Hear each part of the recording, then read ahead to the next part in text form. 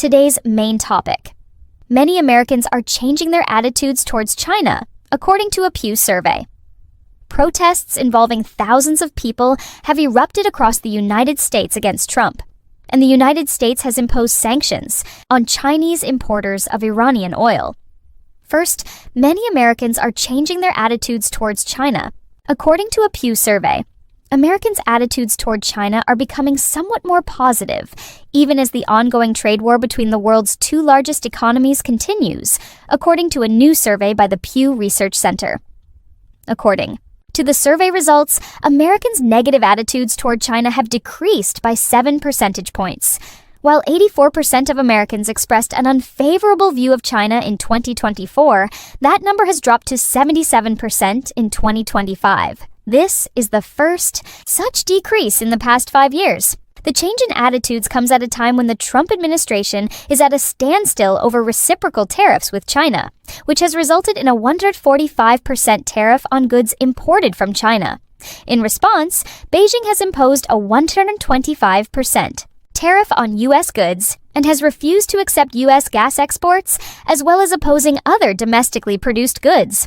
According to the survey, 1 in 4 Americans believes that China is benefiting the most from the China-U.S. trade relationship.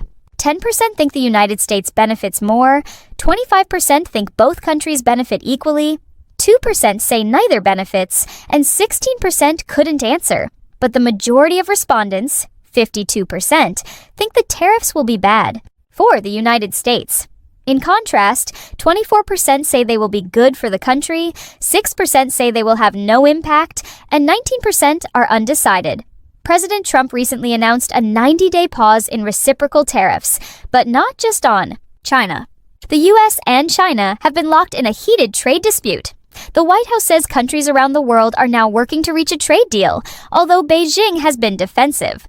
Commerce Secretary Howard Lutnick said on social media on Thursday that the world is ready to work with President Trump, but China is going the opposite way. China has called the Trump administration's decision self-centered and said it will continue to fight the trade war to the end. Chinese Foreign Ministry spokesman Lin Jian said on Wednesday that if the United States ignores its own interests, China's interests, and the interests of the world, and decides to continue with tariffs and trade wars, China's response will continue to the end. Second, protests involving thousands of people have erupted across the United States against Trump. Thousands of people have taken to the streets across the United States against President Donald Trump.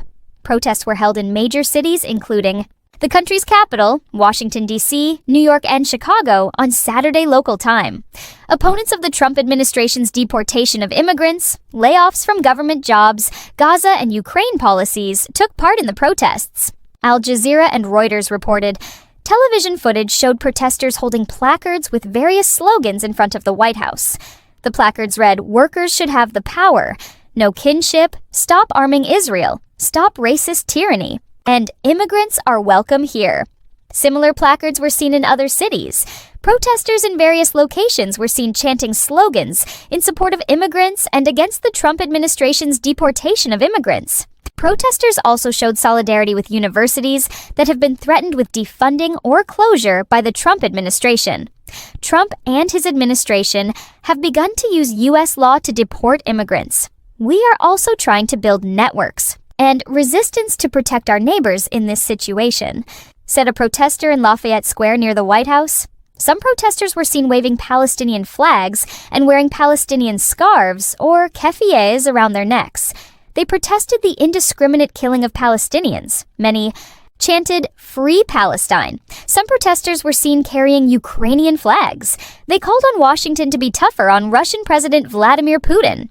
Donald Trump has made some important policies since taking office in January.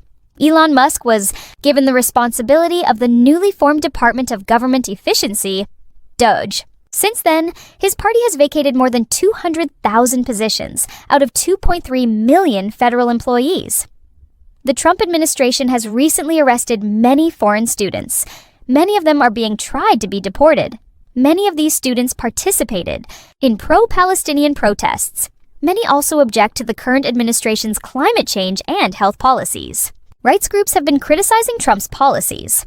During the protests, various banners next to the Washington Monument read, "Hate does not make a nation great. Equal rights for all do not mean your rights are reduced."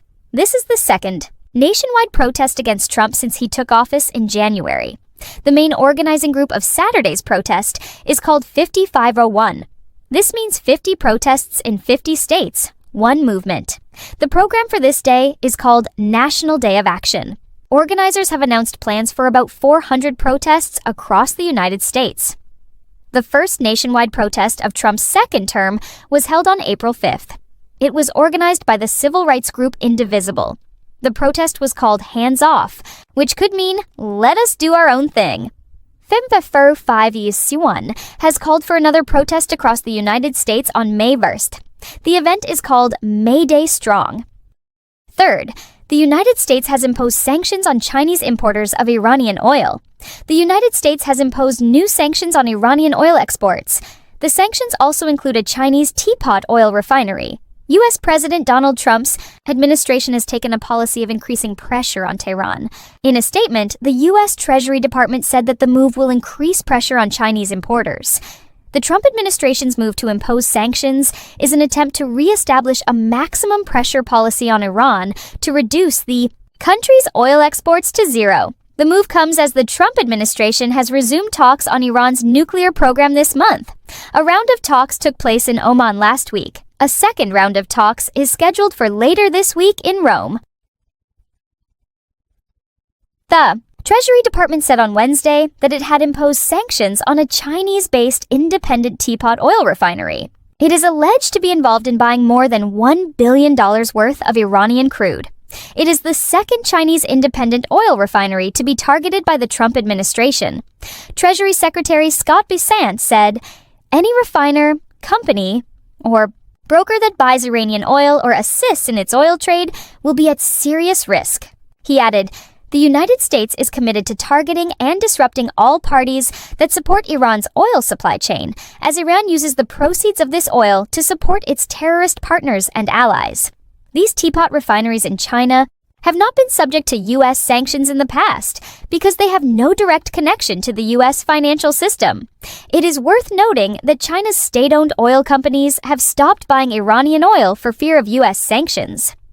Washington has also imposed sanctions on several other companies and ships. It is claimed that they were helping to transport Iranian oil to China. For more information, click on the comment box link. If you get next news to follow our Facebook page, thank you.